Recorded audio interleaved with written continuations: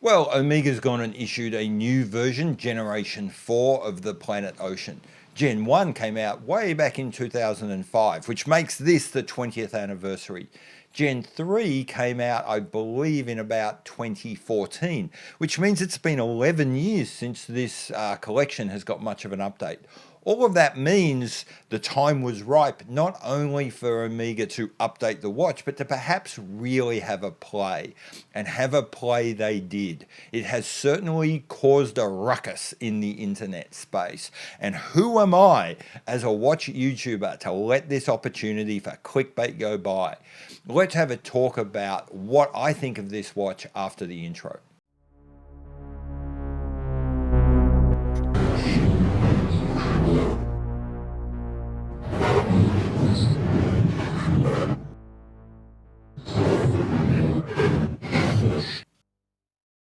I'm Pete McConville and welcome to my channel, Amateur Hour Watches. Here I like to overthink, overanalyze and just geek out on watches far too much for a grown man.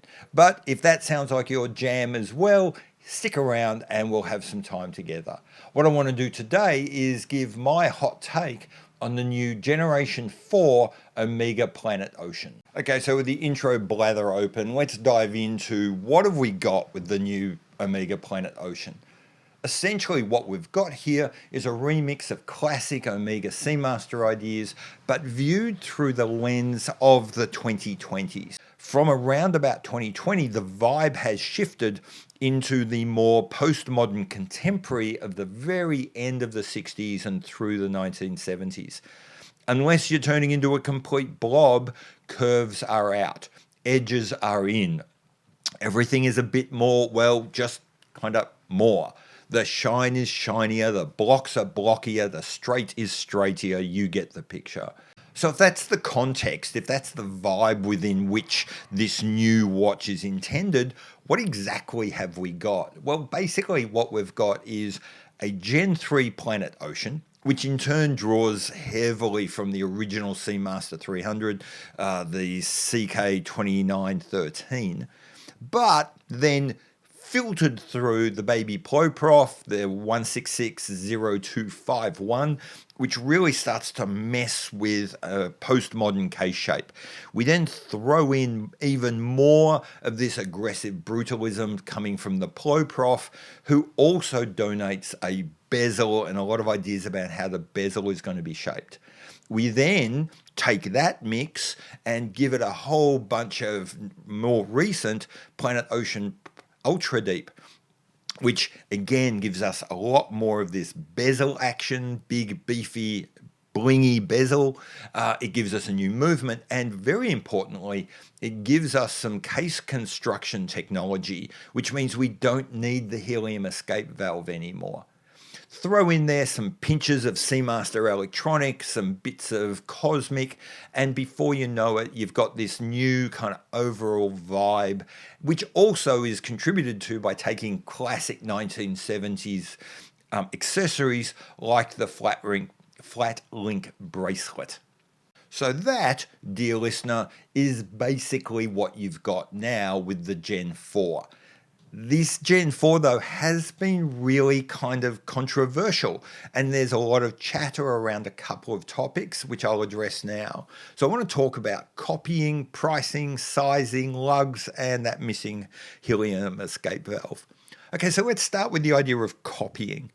So first off, yes, this watch will remind you of other watches, but just because something looks like doesn't mean it was copied.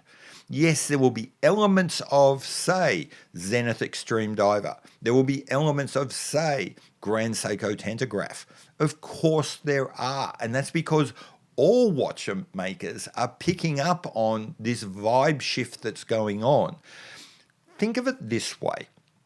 Imagine a running race, the hurdles, the gun goes off, the runners take off. One guy's a little bit faster than the others, so he gets to the hurdles first. He jumps the hurdles. The next guys get to those hurdles as well.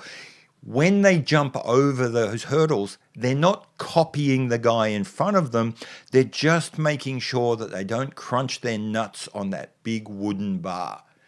When Omega comes out with their edgier, blockier, straighter, more brutalist, contemporary postmodern version of the Planet Ocean, they're not copying Grand Seiko, they're not copying Zenith. What they're doing is just making sure that they don't get their nuts crunched on the postmodern bar that they have to jump over now. Okay, now let's just talk about pricing. This watch costs $15,000 in Australia, and that is simply too much. But that is a very easy thing to say, and no one's going to fight me on that, I think. But what should it cost? What would be the right cost? That's a bit trickier. I think this watch sits in a weird space. It's difficult to find a direct competitor. Let me get one thing one thing clear. This watch is not a Rolex competitor. If you want a Submariner or if you want a Sea Dweller, you don't want this watch. Different watches, different aesthetics, different people, different price ranges. These are not comparable. Maybe we should think about this in terms of the Zenith Extreme Diver, but there's a couple of problems with that. The first is, in Australia, that watch is $18,400, and that's on rubber. But I also find myself thinking, if I was thinking about buying a Zenith, would I even consider buying an Omega? If I'm a Zenith guy, Omega just feels too mainstream, too normal. In trying to find a kind of more natural competitor, I keep coming back to the Breitling Super Ocean Super Diver. Okay, so now before the Omega people come and get me, I agree with you. The Planet Ocean is a far better watch. Pricing it in the 10 to 11K band of the Super Ocean would make absolutely 0 sense. Not to mention it would be $1,500 cheaper than the outgoing Planet Ocean. I mention the Breitling mainly because it just gives you some sort of sense of where the price floor for something like this might be. We think that $10,000 to $11,000 is too low. We know that the original Planet Ocean, or the previous version of the Planet Ocean, was about $12,500, and we think that $15,000, which is near as damn at $10,000 just feels too high. Personally, I think this was an opportunity for Omega to sort of show they cared, show they're listening, show that they feel that the same things that we do, that prices have got a bit out of control. And yes, bump the price a little, but not too much. I feel like a price of around about 13,500 Australian, which would work out to about 8,700 US, would be about right. Okay, so another thing I've seen a lot of chatter about is sizing, but this is pretty easy to deal with and I'll keep it short. 1, the Planet Ocean has never been an exclusively big watch. Yes, there have been 45mm versions, but yes, there have also been 39mm versions. And there have been watches right across the spectrum in between. 42mm is a perfectly middle of the road, historically sensible size for a Planet Ocean. And I think it's the obvious size for the launch model. I am 100% convinced smaller watches will come and larger watches will come. Now we move into somewhere that's a bit more interesting, the lugs and the helium escape valve. There's been some consternation over these signatures of the Seamaster going missing. I suppose my thought here is that there's a fine line between gaining from your experience and being a prisoner to it. In the case of both the lugs and the helium escape valve, I think Omega decided that the juice of these signatures simply wasn't worth the squeeze. That sticking with them, as signature moves as they are, actually ends up chaining the entire Planet Ocean design in place and prevents it from moving away from the Seamaster 300.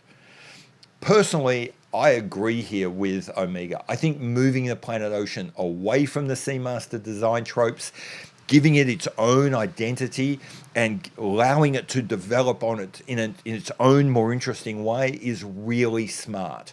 But that brings me to my personal gripes. My first gripe about this watch actually has nothing whatsoever to do with the watch and a lot to do with a personal hobby horse of mine, which is Omega and their shocking management of their catalog. With the redesign and with the fourth generation of the Planet Ocean and its extensive redesign, that took it stylistically away from the regular Seamaster diver, Omega had the perfect opportunity to make the Planet Ocean a collection all on its own and bring it out from under the Seamaster and have it with its own headline. But they squibbed it. Omega let yet another opportunity to make their catalog easier to navigate, easier to understand, and allow other watchers some breathing space was gone again. And it really frustrates me to see Omega blow opportunity after opportunity to improve their offering. Okay, so my whinge about the catalog is actually quite significant and heartfelt, and I really, really cared about that. This next one, I actually will give Omega some slack. I kind of understand what they did. I just wish they'd done more. And that is, I feel like they were still a little timid in what they've done with the design. I love the move to this postmodern design aesthetic. I just worry they were a little too restrained, a little too timid. I would have preferred them to go even further into the baby Ploprof angularity. Take this watch, give it an even thinner bezel, an even more aggressive case, a la the Zenith Extreme Diver, and that would kickstart my heart. Combine an even more aggressive design shake-up with a reorganized and clearly distinctive catalog revamp, and give it an MSRP of about $1,500 lower, and I think Omega would have absolutely nailed this new update. Okay, so wrapping up, what's my personal feeling on this? I think the new Omega Planet Ocean Gen 4 is a win. It's not everything I wish they'd done. It's not the perfect watch for me, but A, expecting perfection is a loser's game. You're never going to get it. And B, one of my biggest single concern with the watch actually has nothing to do with the watch. It's all about catalog and brand management and just how Omega continues to annoy me on this topic. So I think it's unfair to slight the Planet Ocean for that. So like I said, overall, not exactly what I want, but a long way from being a fail, so that probably makes it a win. So will I buy it? I might. This is a large chunk of money.